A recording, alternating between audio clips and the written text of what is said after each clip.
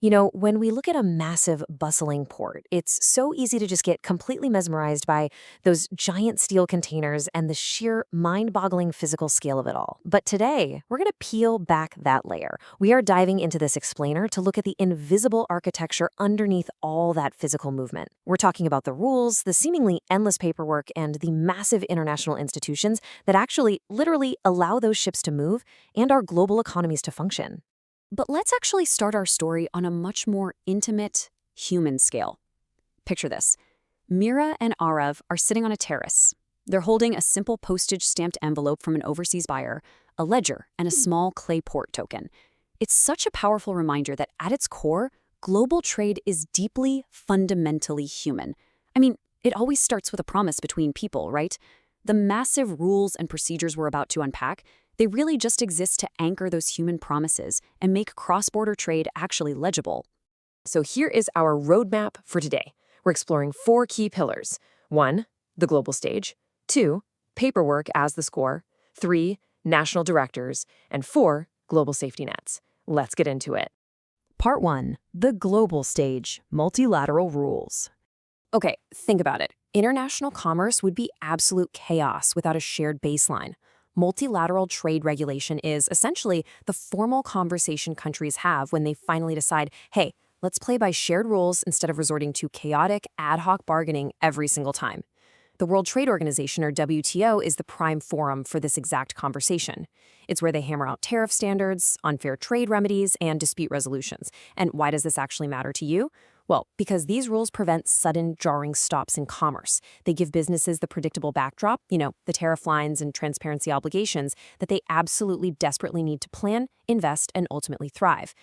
And these aren't just lofty academic WTO rules. They translate into real, on-the-ground survival tactics. For instance, imagine a small tea exporter. She uses WTO tariff findings to predict her landed costs, which lets her price her blends competitively without waking up in a cold sweat fearing surprise duties.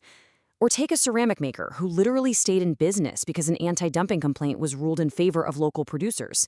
That gave them crucial breathing room against a flood of artificially cheap imports. And then you have textile SMEs who actively tracked WTO notifications on fiber standards. By doing that, they adjusted their manufacturing early and saw 0 delays when the new regulations actually dropped. It's a game changer. Moving right along to part 2, paperwork as the score. So this brings up a fascinating question. How do we actually translate physical goods into legal trust? If international trade is this incredibly complex dance, then paperwork is the musical score keeping everyone perfectly in step.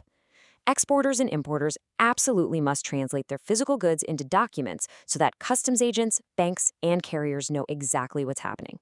And the best part? They can do it without having to pry open every single shipping container. Here's the core sequence you need to know. Step 1. Commercial invoices detail exactly what the goods are. Step 2. Bills of lading. And these do incredible heavy lifting, by the way. They shape liability and ownership during transit. Step 3, certificates of origin. Legally prove where the goods were actually made, which, remember, is vital for those tariffs we just talked about. And finally, Step 4, letters of credit secure payment certainty through banks. Knowing exactly which piece of paper moves at which specific time, that is exactly what prevents your containers from being detained at a port and protects your hard-earned business reputation.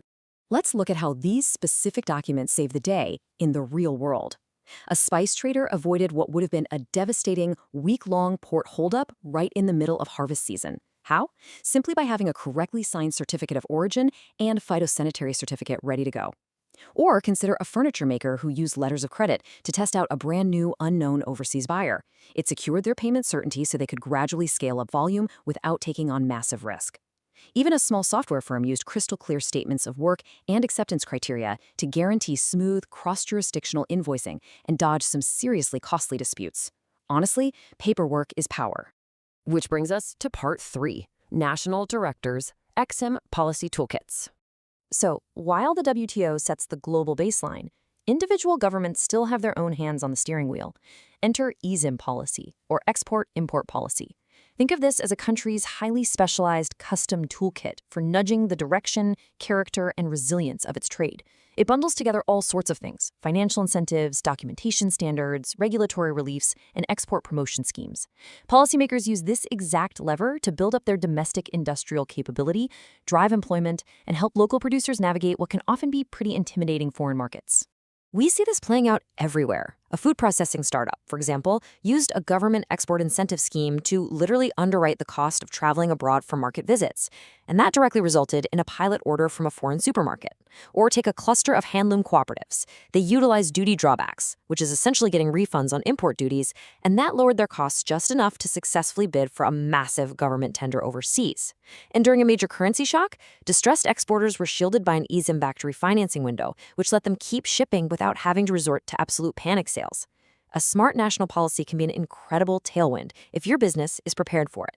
And finally, Part 4, Global Safety Nets. Let's take a second to separate two absolute giants of the global economy that people mix up all the time.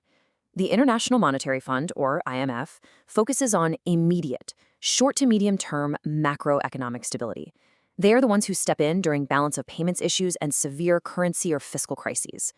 The World Bank, on the other hand, has a vastly different mission: long-term development. They are laser-focused on project finance, technical assistance, and massive infrastructure investments. Think roads, health, and education. So they both shape the business environment, for sure, but on completely different timelines. When these massive global mandates actually touch the ground, the impact is incredibly tangible. Say a country faces a sudden currency crisis. An IMF-supported program steps in to stabilize the exchange rate. This immediately frees up trade inventory because local exporters suddenly regain their predictability. They can stop hoarding goods out of fear. On the flip side, with the World Bank, their funding for rural electrification physically lowers manufacturing power costs. That allows small, local factories to keep the lights on longer and bid on much larger contracts. And when a devastating flood wiped out port infrastructure, it was a World Bank emergency loan that sped up the physical reconstruction, getting us shipping routes reopened before time-sensitive exports had to be completely canceled. So we started this journey with Mira and Arav, and we return to them right now. As Mira folds up her map and tucks away that little clay token, she remarks, "Rules make movement possible." And Arav adds, "And paperwork keeps promises visible." It's so true. This entire staggeringly complex architecture, the WTO, the bills of lading, the EXIM policies, the IMF, it exists fundamentally to empower human connection. At the end of the day, it is just a system built to honor promises made across oceans. We have covered a lot of ground today, from the global stage to the crucial paperwork to national toolkits and those ultimate safety nets. So I want to leave you with this final thought. Now that you understand the hidden choreography of international commerce, how will you use these rules to build your own global legacy? Whether you're filling out a simple certificate of origin or tracking a massive multilateral tariff change, you are now part of that grand choreography. Thank you so much for joining me for this explainer, and I really hope this empowers you to step onto the global stage with total confidence.